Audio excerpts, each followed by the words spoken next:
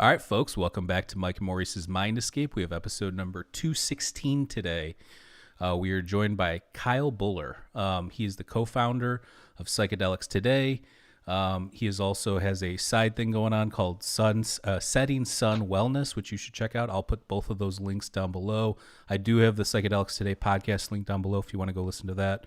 I know they did a special episode yesterday for 9/20, the mushroom holiday, if you will. And before we get started here, everybody, why don't you head on over to our Patreon at patreon.com/mindescapepodcast. For just $2 a month, you'll get exclusive guest episodes and segments. We do have some recent stuff I put up there. We have one, we just had Rick Strassman on. We did a segment with him I put up there. We had one with Matthew Clark on what was Soma, he's the author of Botanical Ecstasies. Just put that up on there, as well as a segment with Laird Scranton. So go check those out. Also, head on over to indrasweb.org. This is a social media platform we created to connect open minds. It is not in the App Store yet. We are working on that. And also, there has been some stuff going on with that, so we'll keep you updated on that as well. And one more thing, if anybody's interested, that is a picture of the Mind Escape t-shirt we will be auctioning off. Not auctioning, that's a bad word. We're going to be giving away to anybody that leaves us a nice 5-star review on Apple Podcasts, and we're going to pick a winner at the end of the month of October. So if you're interested, take a screenshot of your review and send us to our email at mindescapepodcast@gmail.com. And yeah, we will pick a winner at the end of October. So, but without further ado, welcome on the podcast. Kyle, how are you doing? I'm doing well. Thanks for having me here. Thanks for joining us. Absolutely. You are the other half. We've had Joe on a couple times, and you guys do the Psychedelics Today podcast. And what's your role within the Psychedelics Today organization? Yeah. So I'm one of the co-founders. So Joe and I started this over 5 years ago. I think our first episode released in May 2016.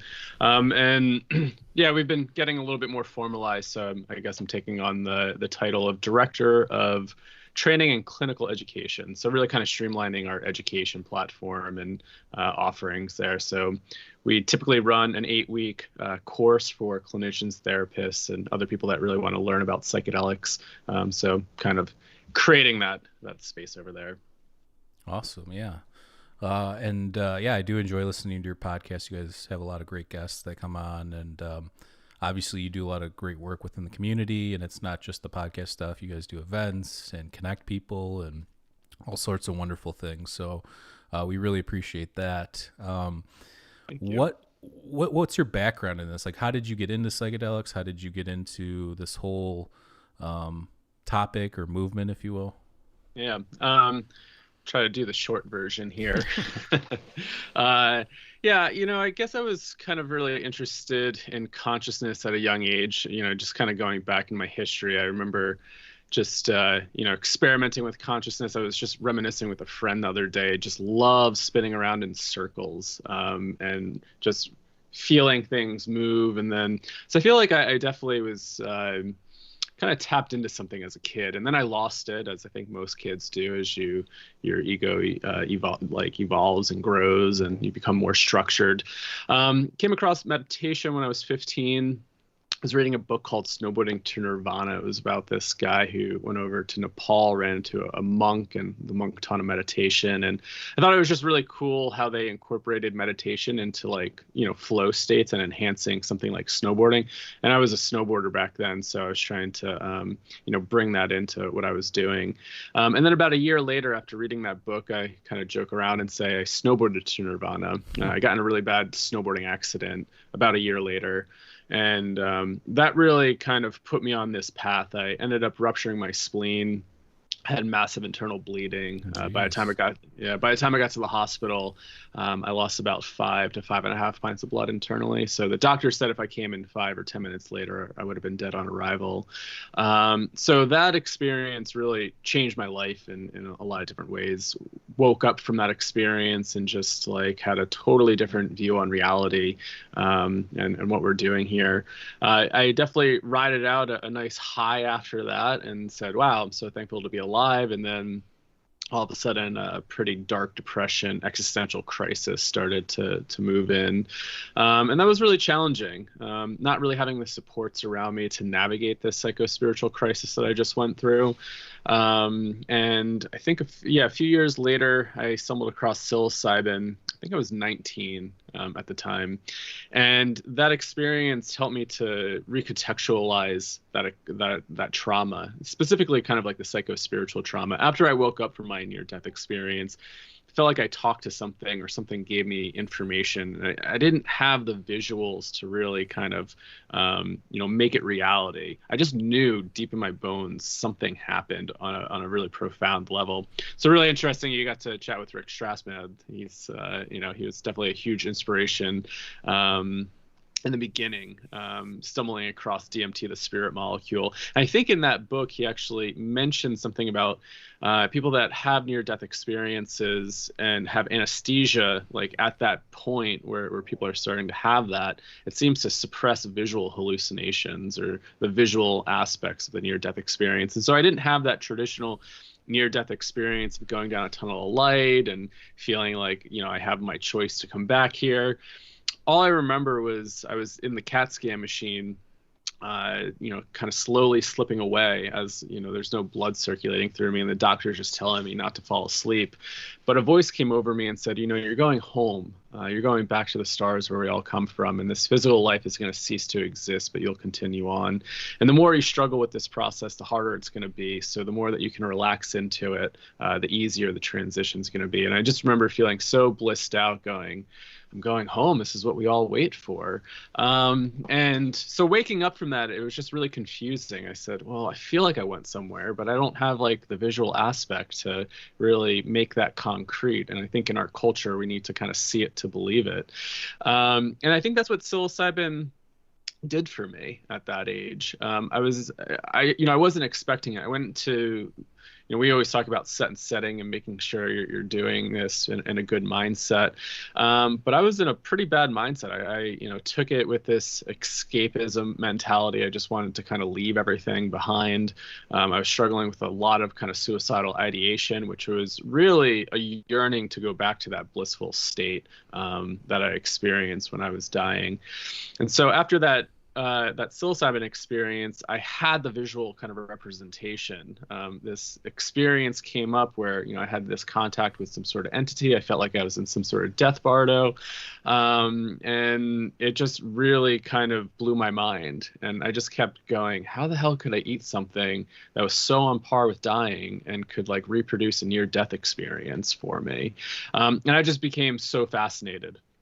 Ended up coming across Terence McKenna right after that, and then Rick Strassman's work. And Rick Strassman's work didn't, like the title DMT didn't catch me. It was in the subtitle. It said something about near-death and mystical experiences, like research into that. And that's actually what caught my attention. So I had no idea what the hell DMT was when I picked up that book.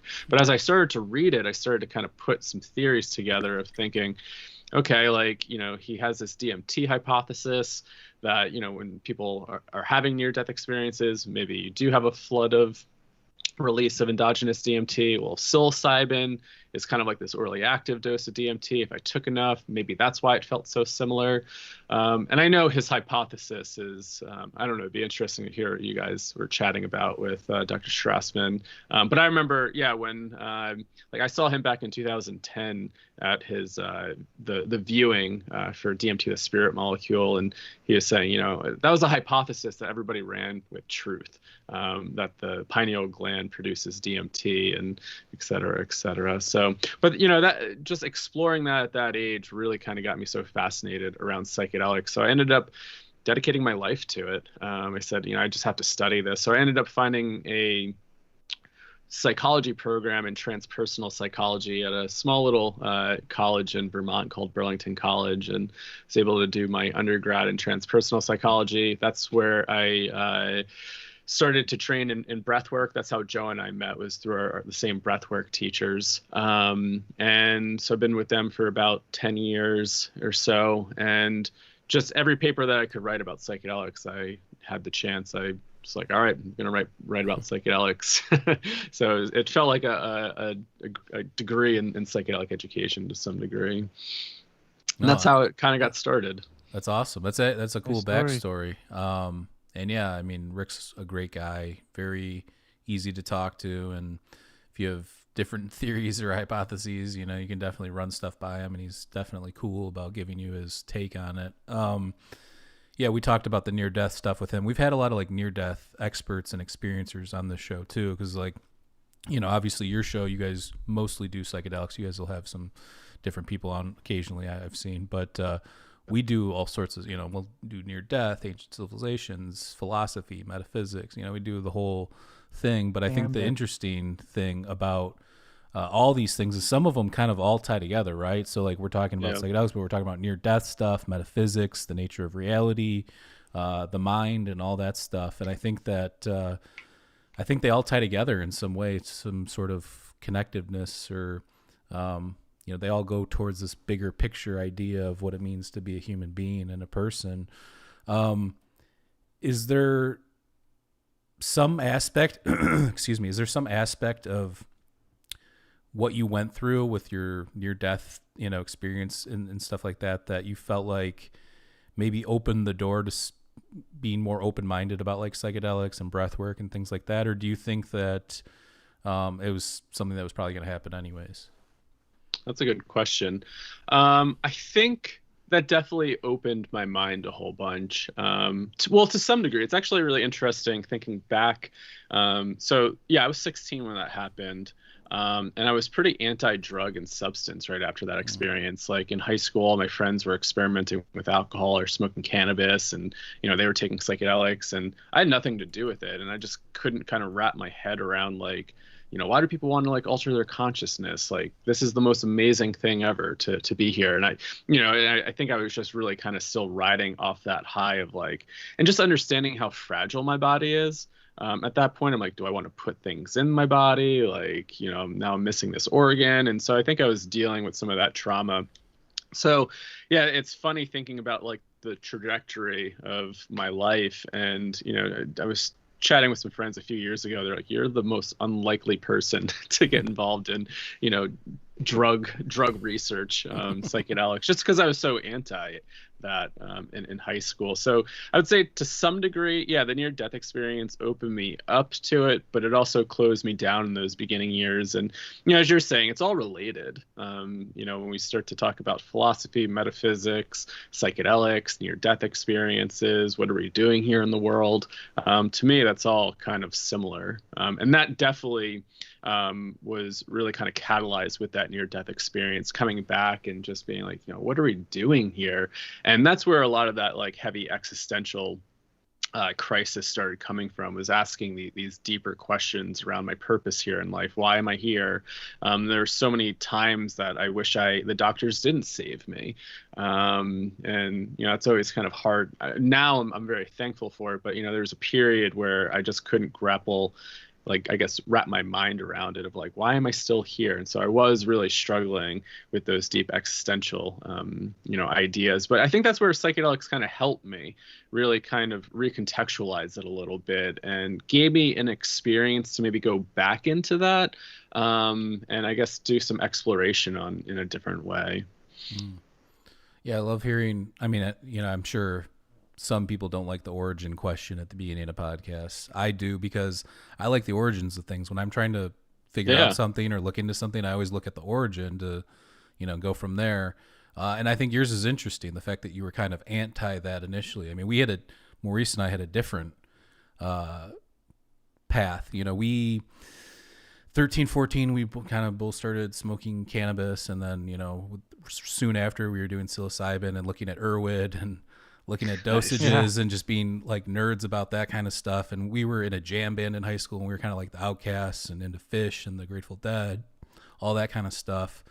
We're reading like On the Road and Electric Kool-Aid Acid Test. So we kind of had a different take on that. But I like hearing different people's perspectives, because I think ultimately that's what brings us together, is that convergence point of like, how did we get into this one topic? So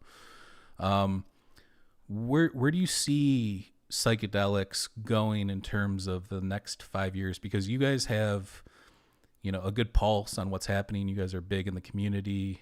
You're always interviewing, the people with the latest cutting edge research, or people that are, activists and participating in a lot of this stuff. So where do you see this going in the next 5 years?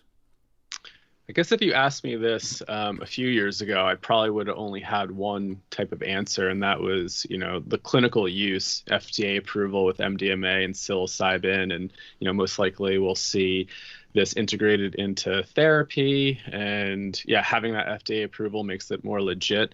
Now with a lot of these initiatives that have taken off since May 2019 with Denver decriminalizing psilocybin, and other city ordinances following, and then with Oregon legalizing psilocybin therapy, I mean, I would love to see a very diverse field. And something I come back to is really being able to honor the different use contexts, and, really honoring kind of religious, spiritual use. What does that look like? Can we create a framework for that, where we could have centers where people don't need a mental health diagnosis to have an experience or receive treatment, more for self-exploration, spiritual development. And then on the other side, more of the clinical development there, seeing clinics, seeing psychedelics more integrated into psychiatry and psychology, advancing that field a bit. Also maybe pushing the ideas around psychology and psychiatry. Like what does it mean? What are the roots of mental illness? I mean, I just even think about some of my psychedelic experiences in the past, just examining some of that, and how it's kind of really, I guess, like, had me view it a little bit differently. So I wonder, around like transpersonal phenomenon that is elicited by psychedelic experiences, how could that shift the field a little bit more? I mean, I think in 5 years we'll definitely see FDA approval of MDMA and psilocybin. I think the pandemic slowed things down a bit for MAPS and whatnot, but I think things are starting to get ramped back up, and we'll see that integrated into psychiatry and mental health. And I'm just really excited about a lot of the grassroots movements. I love seeing, again, what the decriminalization efforts are doing and what Oregon has done. And I want to see a more kind of diversified field.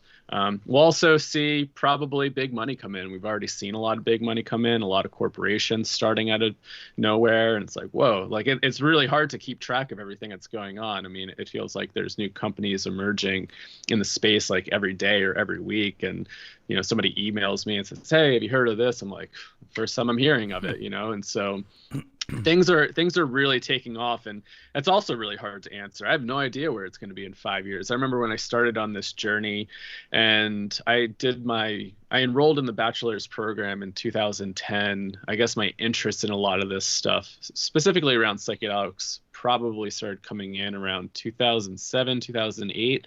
And when I really made that decision, I remember I was like reading Stan Grof's book, LSD, Doorway to the Numinous, after a really, really challenging LSD experience I had when I was 20. And just saying, like, this is what I want to do with my life. And I remember, telling people like, I'm so interested in psychedelics. I'd love to be a psychedelic therapist. I'm going to go to school for transpersonal psychology.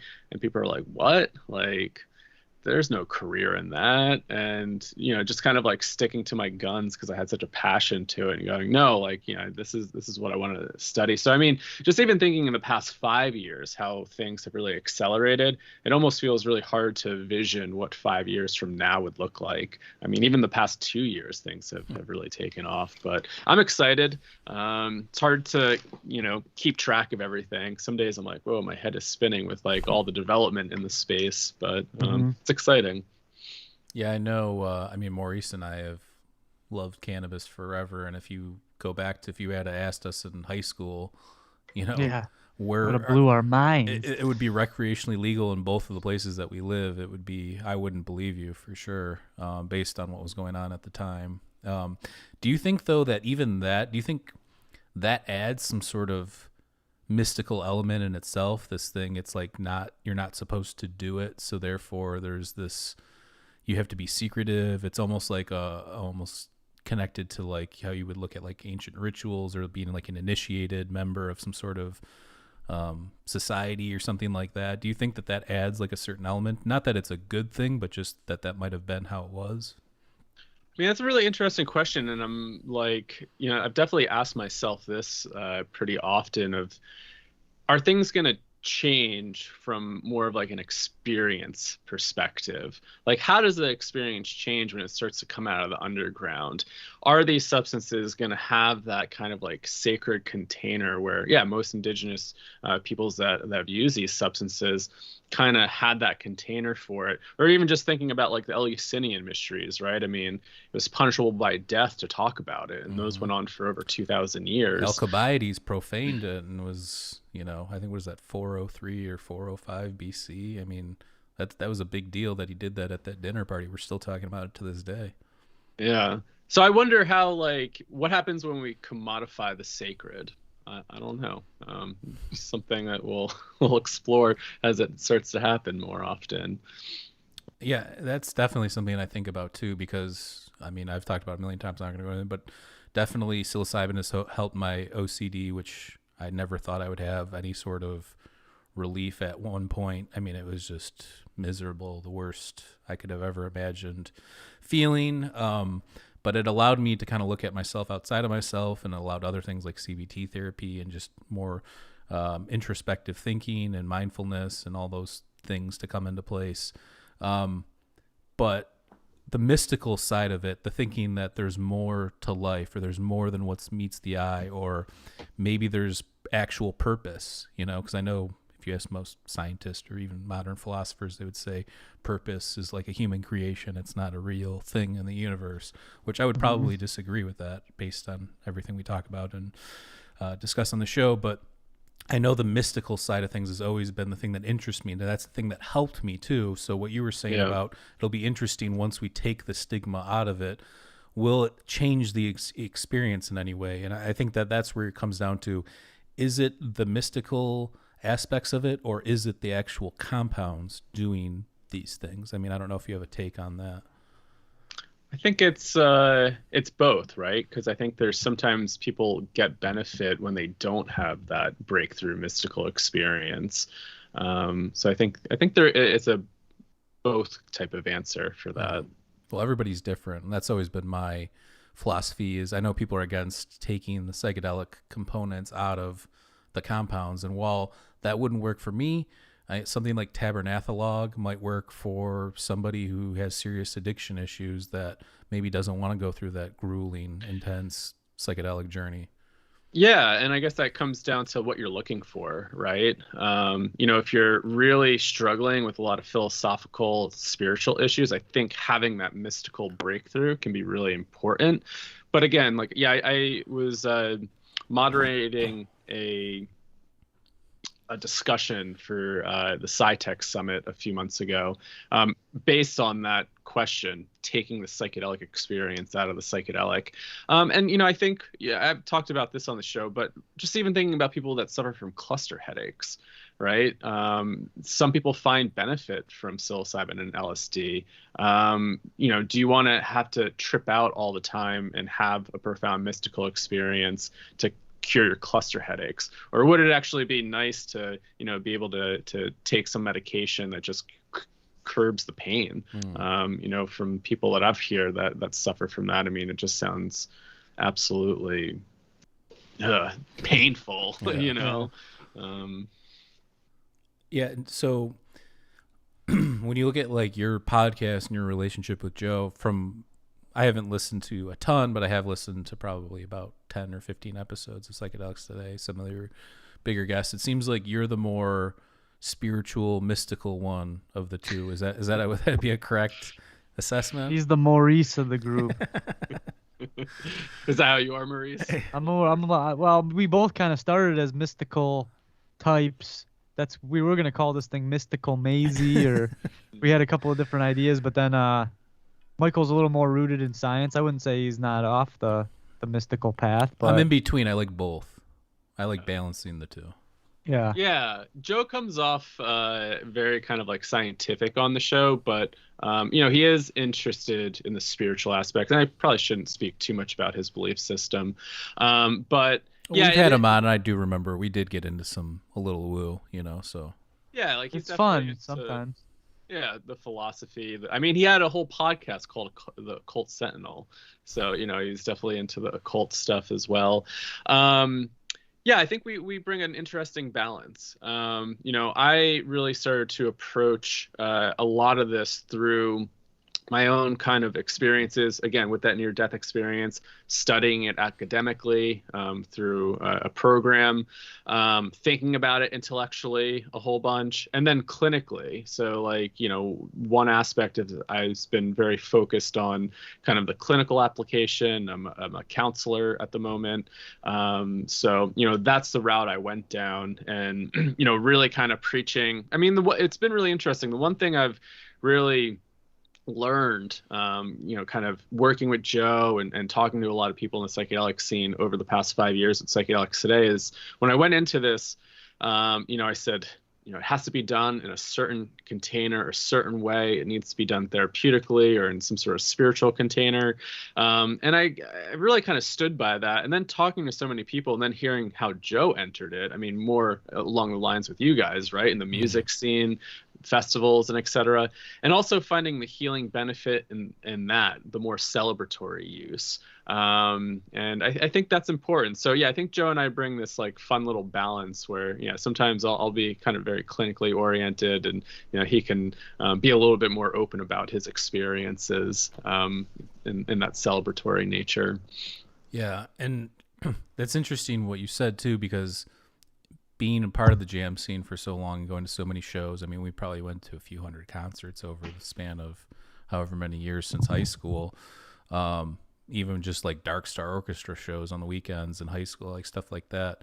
I would say that the jam scene doesn't really implement a lot of that like metaphysical, mystical stuff. A lot of those people are just people trying to get away for a couple hours or whatever, and they have regular jobs, or I just it's interesting. And when I meet people like that on tour or at shows or whatever, we always have great conversations, but it doesn't seem like it's something that's prevalent in those communities. I don't know if you've experienced anything like that. Or I could probably count the number of festivals and kind of like those jam fest like bands I've been to on all 5. Like, it hasn't been many, but I do remember going to Mountain Jam in New York, and everybody's kind of decked out in their hippie gear, tie-dye, and I'm just wearing like a polo, like kind of looking a little preppy.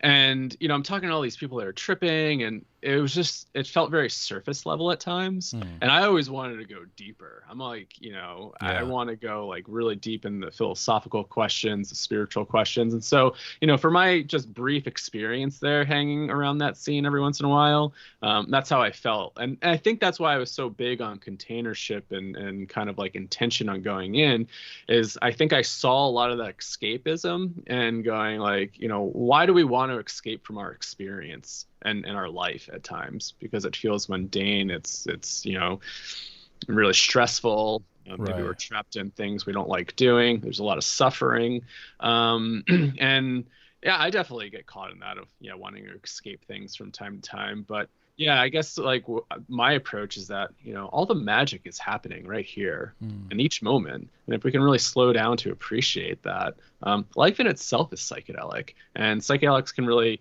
just amplify that for us to bring awareness into how beautiful everything is in each moment. Yeah, well said. Jinx. Boom.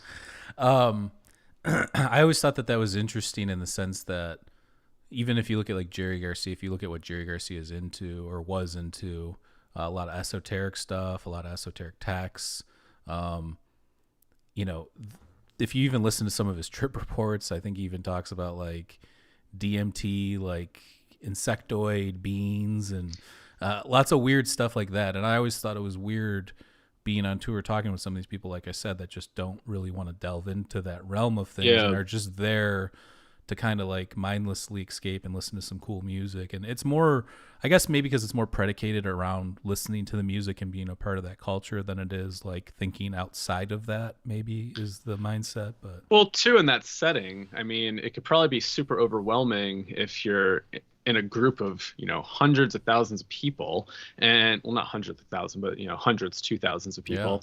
And all of a sudden, you're really high on mushrooms or LSD, or you just smoke DMT, and now all of a sudden you have these entities talking to you, and how just disrupting is that? How disorienting is that? I remember when I was at that Mountain Jam Festival, again, I think I was like 20 at that point, or maybe I was 19.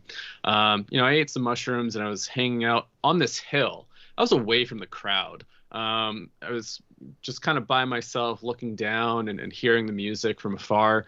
And even just seeing that many people and just feeling all that energy, it was too overwhelming for me. I ended up going back to my tent and just having like a solo experience, just because I couldn't contain, because I guess I'm very internal when it comes to that stuff.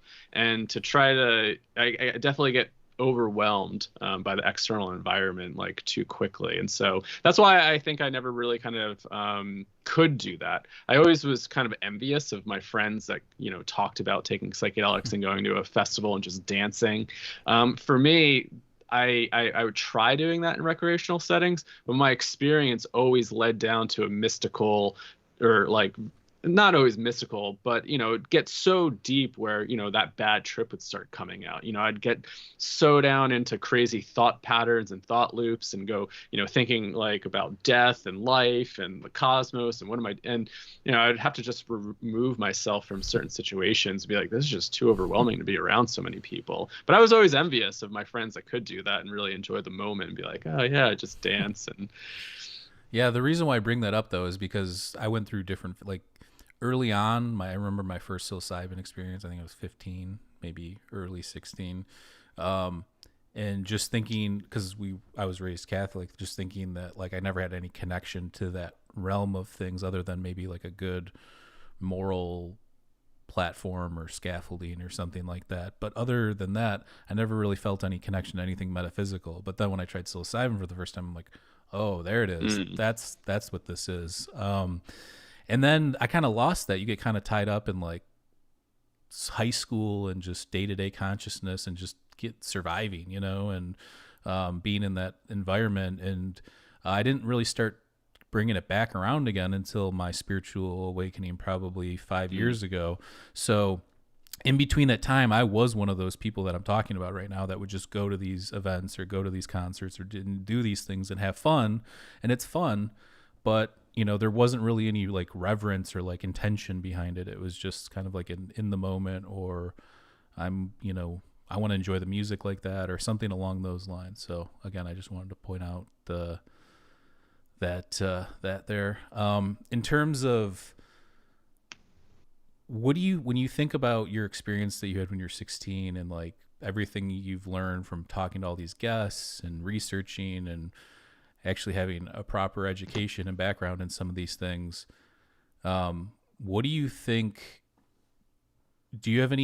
Has there been a change or shift in your consciousness or attitude towards this, or do you think life is even more mystical now that you've gone through all that? I think there's like two things that come up for me as you ask that. The one is, as I mentioned, I mean, life itself is pretty psychedelic if we really are able to slow down and appreciate what's unfolding in front of us. It can be really beautiful. It can also be really overwhelming when we have that much awareness around what's going on. The thing that I think I've been really chewing on, and if anybody wants to check out the past two episodes that we released at Psychedelics Today, the one with Michelle, our special 920 event or podcast, and then the other podcast was on spiritual emergence, and I forget the title of it, but it was pretty recent. This concept of psychedelics and healing. And I think I've been really kind of thinking about that pretty often. And I think that has shifted from my younger self having very transformative experiences and finding healing in these substances. And I guess feeling like that's what it is. And just being really passionate about that. I think I've been just been a little bit more critical over the years, talking to people that haven't found healing in psychedelics, maybe have been traumatized by the experience. And I'm just even thinking about one of the reasons why I got really interested in this was, that psilocybin experience, the near-death experience. But I mentioned, that's when I was reading Stan Grof, I was struggling with a really, really difficult LSD experience at 20. And I wish that upon nobody. Well, I got to take a sip. All good. I've been having some baby. throat issues as well today. Yeah, weird. And that experience was really disorienting to me and left me kind of stuck in a trip for like 3 to 4 months. To some degree, looking back at it, it took me at least 5 years to process that experience. And the way that I make sense of that was some sort of initiatory crisis. If we're talking about kind of more like, a spiritual narrative, that was the event that really kind of got me on this path. That one threw me into the depths of hell that like I needed to find my way out. And so that's when I really started reading Grof and Ram Dass, the Tibetan Book of Living and Dying. My reality was just crumbling. I was definitely going through a spiritual emergence. And would I say that was a healing experience? No. Years later, I can say that experience changed my life and got me set on this path to go on a healing journey to some degree. But I mean, I regretted that experience for so long. I mean, my reality just completely shifted. I was really struggling with a lot of HPPD. So hallucinogen persisting perceptual disorder, like just seeing trails. I was having a really hard time driving at night. The lights, I became really sensitive to lights all of a sudden. So I would see cars pass and then their headlights would just trail like crazy. And so it was really, really challenging to just stay grounded. And I felt like I was having like all these outer body experiences, but the whole visual thing really caused a lot of stress in my life. And if you look at some people in like those HPPD communities on Facebook or Reddit, I mean, there are a lot of people that struggle. And so I think I'm really kind of questioning this narrative around psychedelics kind of being this silver bullet, the way that a lot of the mainstream media seems to present it based off of the research. And, what happens when people don't have that experience? And are they always healing? And then this kind of gets into, I guess, like some of the shamanic components as well. And I was chatting with somebody a while ago, and they were saying in the tribe that they studied with, I forget if it was in Brazil or Peru, they would only drink ayahuasca when they really, really needed it. And I said, well, why was that? And they said, well, every time you go into that realm, it would have consequences. There would be ripple effects that would come out into the community. And I don't know if any of you have had any of those types of experiences where you get into a very weird trip space, and then all of a sudden strange things start happening around you, and you go, what the hell is going on here? And there does sometimes seem to be some sort of relationship between those two realms, but however you want to define that, I don't have good terminology there. I guess the shamanic worldview would say that's like the spirit realm. And they're having an influence on our reality. And I've definitely had some interesting experiences in the past with that, where now you start to kind of get into more of this like metaphysical, spiritual stuff of like, what are we doing with these substances? What's their power? What's their potential? What type of realms are we, tapping into when people do have, these really profound mystical experiences with entity contacts? What the hell is that all about? Who are they? Are they real? Do they have any influence over our life? So I start thinking like more on that like shadow side from time to time. Just interesting to explore. Yeah, I know a lot of people bring in Jung and his work and tying it to like these entities in terms of like the subconscious coming out and you having a conversation with yourself as a possibility to explain what's going on. I know we asked Rick this, and I mean, I don't think he ruled out the possibility of them being external. I know we've had a couple people on, and I can identify, I think I would go along with this theory, is that maybe some sort of epigenetic memory comes out within that experience. And, one thing we mentioned, or I brought up to Rick too, is I don't know if you're familiar with, there was a documentary, DMT Quest, which we've had John Chavez on the show. So it's a really good documentary, but the latter half of it is all like science-based stuff.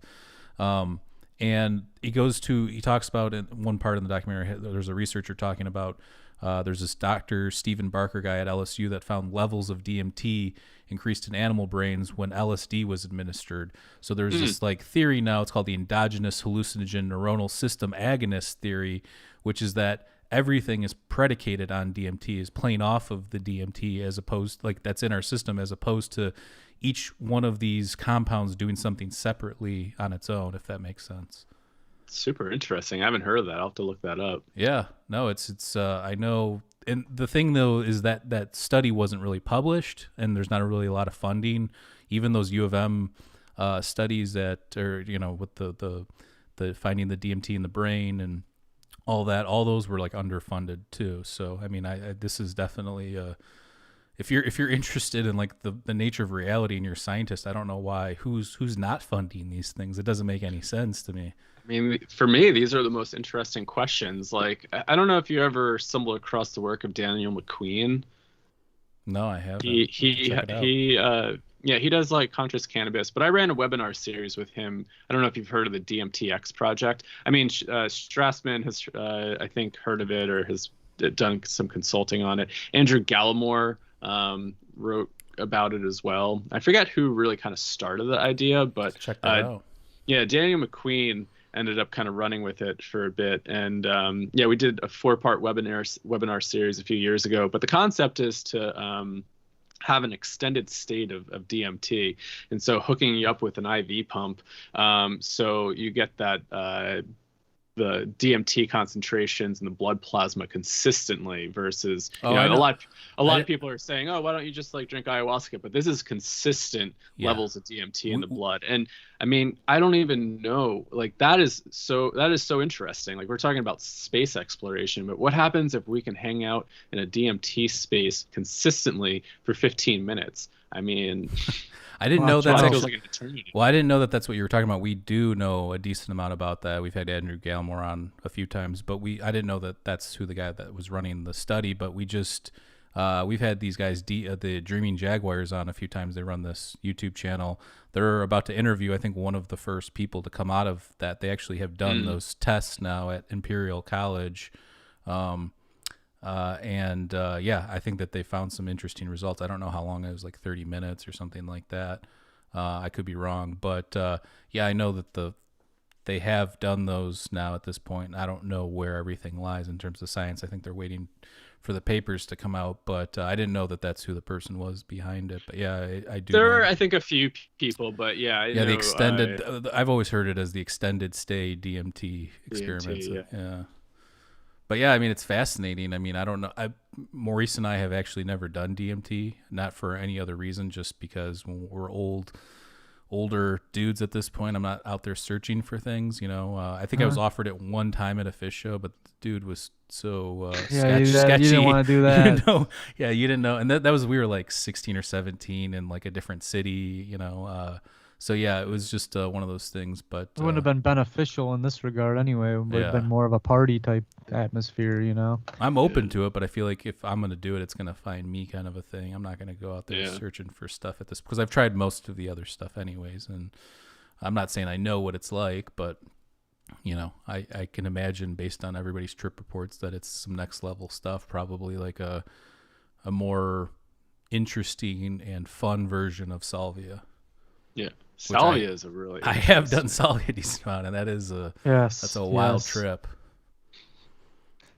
I know Rick Strassman even talked about his salvia experience, and he did not have it wasn't very pleasant. He didn't have a pleasant experience based on what he was saying. I don't think most people have. I don't know. I don't know if I've talked to anybody that's had like a groundbreaking, transformative salvia experience that I can remember.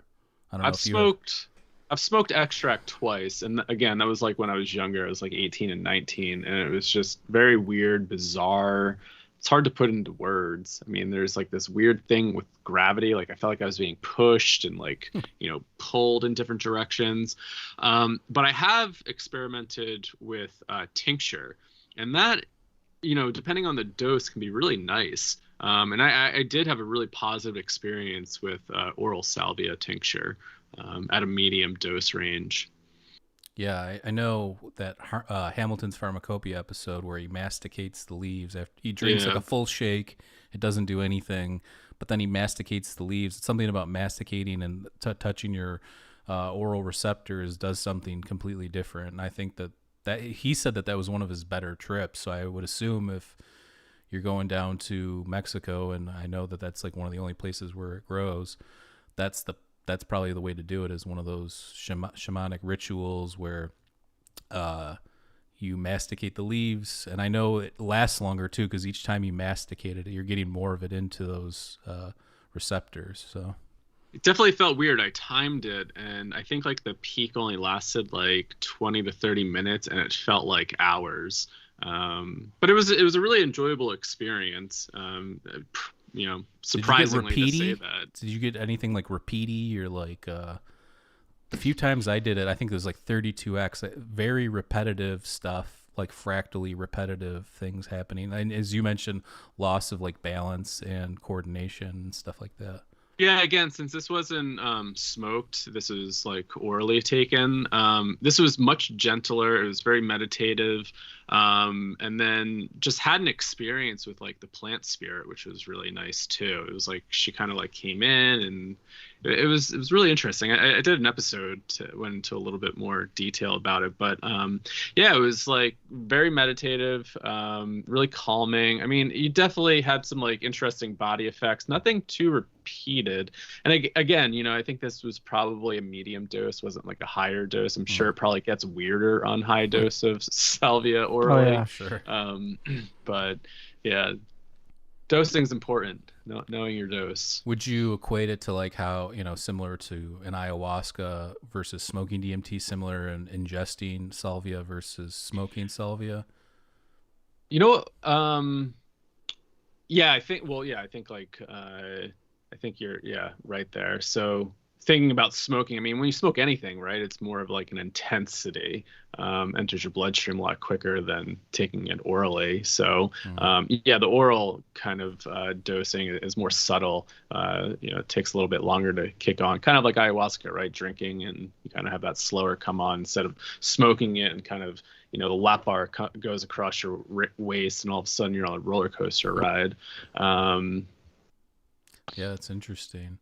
What do you think? What motivates you at this point, or what are you passionate about, other than like the activism stuff or like the clinical stuff? Like, what are you passionate about researching wise? Like, is there anything weird or interesting that you're into in the psychedelic realm that's related to like metaphysics or things like that? That's a great question. Going back to that DMTX thing, that super fascinates me. I would love to just understand, like, just hear people's reports and see what they come back with. I mean, that just kind of like would be really interesting to just understand if they've had any entity contact, what happens if you're able to stay in there for longer, like what type of things could you bring back. That metaphysical kind of entity stuff has always fascinated me. I don't know what to do with it. I've had my own experiences with it, and there's the part of me that goes, that was completely real. The other part of me was, is going, well, that was like archetypal energy, or like, this is a part of me, and I could sit there and slice it different ways. So that stuff just really fascinates me, because, what the hell is going on here? And I find it interesting to, I guess, maybe from like the scientific perspective, to just want to break that down into something more concrete versus like thinking about it more metaphysically and thinking about like, what if there's these entities are actually real? I always think about like this concept from Alfred North Whitehead, this idea of the fallacy of misplaced concreteness, and thinking that, if you have this type of experience, that experience is real. It may not be concrete in this physical reality, but there's something real about it. And do we always need to boil it down and reduce it to say, well, that's just like a part of you, or that's like an archetypal theme in the collective unconscious? That's just maybe what the drug does to you. But thinking about like, I don't know, that experience is so damn real to me. That feels like it goes beyond reducing it down to just basic concepts. It felt like there's some sort of intelligence there at times. Where does that come from? I don't know. Yeah, I know. So those things fascinate me. I'm super interested in more of that stuff. I don't get to like explore it that much, but I think it's important, and especially from a clinical perspective, when more and more people are starting to have these experiences. How, like, for me as like a clinician, like trying to help people make sense of it. It's like sometimes that can be like just really shattering for people, and they don't really know what to do with it, and they go, "What the hell was that?" So I think more research and trying to understand that would be helpful. But then that starts to get into this like weird blend between psychology and spirituality or religion, right? Or philosophy and metaphysics of like, yeah, what is going on there?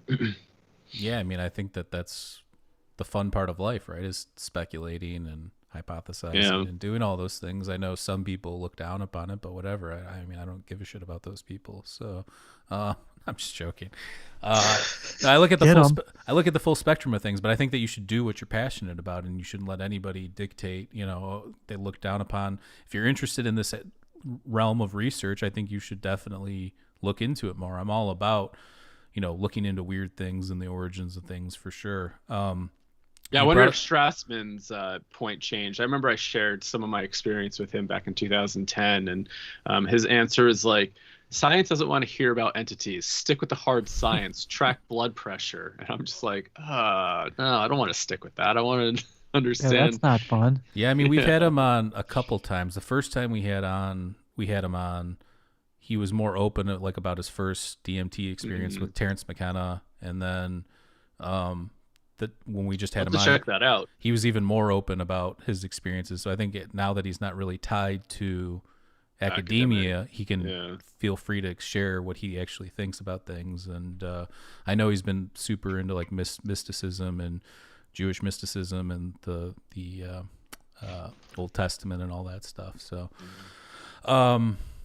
when you look at you mentioned something about experiences, and I was going to say that sounds like something I've heard like Terrence McKenna say, and even Dennis McKenna, that the experience is real. Now, is there anything that can be taken back to this realm and like applied or give us some sort of insights in this realm? And I think that that's the big question, especially what you were bringing up, like the entities and stuff. Like, is there any knowledge to be gained from those experiences? And I think that one thing I would be interested in is people that see like symbolism or talk to these entities through like psychically or through symbols. Like, is there a way to decode those symbols in that realm, or is there a message to be given as opposed to this like trickster element where you get like a brief second and then it's gone, or you don't feel like you have enough time to really get in there and figure out what's going on? So I would be interested to see if that's a thing, or is it something where it always feels like that in that realm, and there's no since there's no like concept of time,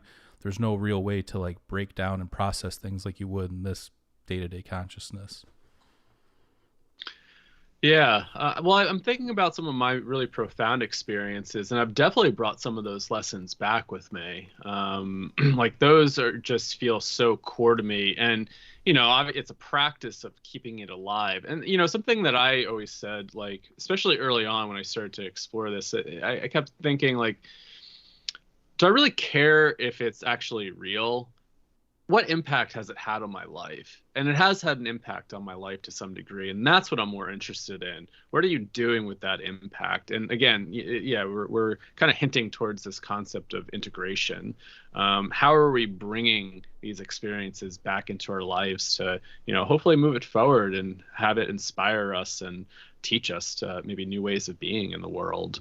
I think that's the most important thing, because you could go down rabbit holes of really trying to figure out like what's going on there. And I did do that. And to some degree, it just kind of made me spiral out from time to time.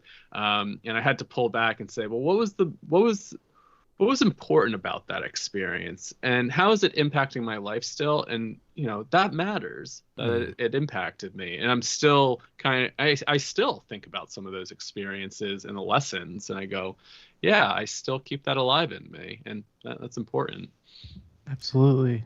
Yeah, Yeah, I think it's like you said, it'll be interesting to see what comes out of those experiments and what people have to say. And, talking with Rick too, we were also discussing like preconceived notions and like, mind viruses kind of a thing, in the sense that like, even if you just, we're talking about like the Terrence McKenna machine elf thing, like him just mentioning that could create some sort of imagery that has a lasting effect on people's psyches, and then going in you might expect to see something like that, and how much of that plays into these, because we know the mind is so malleable, especially when you're getting into a state that's, you've got a lot of neuroplasticity going on. Like, are we creating a reality within reality at that point? I don't know. Yeah, and that first psilocybin experience, like I had an experience with those machine elves, and I didn't know anything about Terrence McKenna. And, I guess growing up, the only influence that I would have taken in from that is, friends going, oh, like you eat mushrooms and see elves or pink elephants, right? It's like, but I think even those descriptions didn't prepare me of what I experienced there. And for me, it was really tied to my near-death experience. And so I guess I'll just share that. I only had like 2 grams of cubensis. I went out into the woods with my friend, and I started to really feel it. And I started to feel really woozy, and I needed to sit down. My friend just puked his up. And so I'm starting to like have some negative thoughts, and I started to have that quote unquote bad trip. I remember we were hiking through this trail, and I found this little rock, and I pointed to that rock and said, this is where I'm going to die. And so I went to go sit on this little rock thinking, this is it, I'm dying. And all of a sudden I was overwhelmed with this familiar feeling of death creeping in. I got cold. And, when I get that cold, I mean, obviously that triggers a lot of traumatic memories of, actually bleeding to death. And then all of a sudden, the world around me started to have teeth, and it felt like the world was just about to consume me. And I was just so terrified, going, what the fuck is going on right now? Like, this is just, I can't contain anything. But if you go back into like, anthropological reports, like this is very kind of archetypal. If you look at like the shamanic initiation, shamanic crisis, they talk about, not necessarily with mushrooms, but people will have these experiences of getting eaten or shredded by spirits or the world around you. And so that's what happened. I started to have panic. The world was about to consume me. I started to see teeth everywhere. And then all of a sudden, I remembered back to my near-death experience, and I heard that voice again. It said, the more you struggle, the harder it's going to be. And so at that point, I relaxed into it, and I blacked out. I entered into this void. Felt like I was like traveling through the stars, and it was scary because I didn't know anything about myself. I didn't know my name. I was trying to grasp at everything that tied me to Kyle, but every time I said, who am I? Where am I at? What do I do for a living? I literally couldn't remember anything about myself. And then that got really scary, of going, maybe I am dead right now. I don't know where I am. I'm obviously not in my body anymore. And then all of a sudden, these entities started to appear. And I could draw them out, kind of like these little green entities, beady black eyes, etc. And when I started to make contact with this, I said, holy shit. I was like, I feel like I've been here before. And so I was like, well, let me test this out. And as these things started to come into shape and form, it felt like it had some sort of telepathic communication. I said, have I been here before? And they looked at me and said, thousands of times. And I said, oh shit, well, if I've been here before, this is really reminding me of death, then maybe I'm stuck in some sort of death bardo. And so I was like, all right, well, let me ask another question. I said, is this the place where I went when I died that one night, or almost died? And they just looked at me and said, more or less so. And I said, okay, shit. Okay, if I'm in a death bardo, this might be the place that like my spirit or soul went. Well, maybe this is God, or maybe this is, these entities that I talked to that gave me all this new information. And so I asked them that again, said, are you God? Are you the thing that I contacted that night as I was slipping away?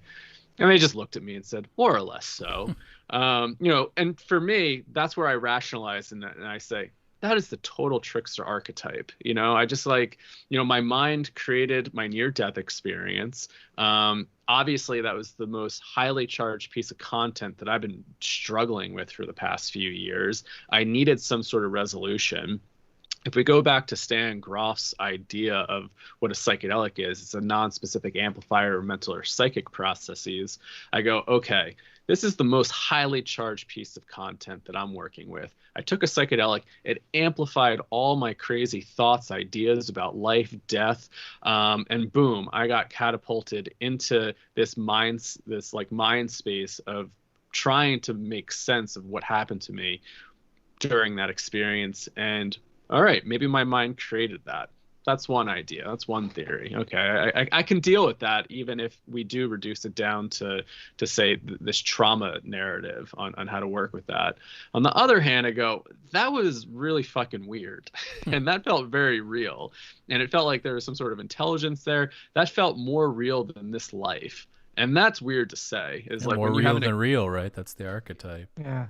Yeah, and like what is more real than real? I don't know. It's weird to even say that. And you do hear that from a lot of people that have these really profound experiences, right? It's like that was more real than real. Makes you question what the hell is real at that point, right? Mm-hmm. You go, well, okay, I can see and touch this physical reality, but that reality, whatever that was, that felt more real. Like, does the soul leave and does it go somewhere else?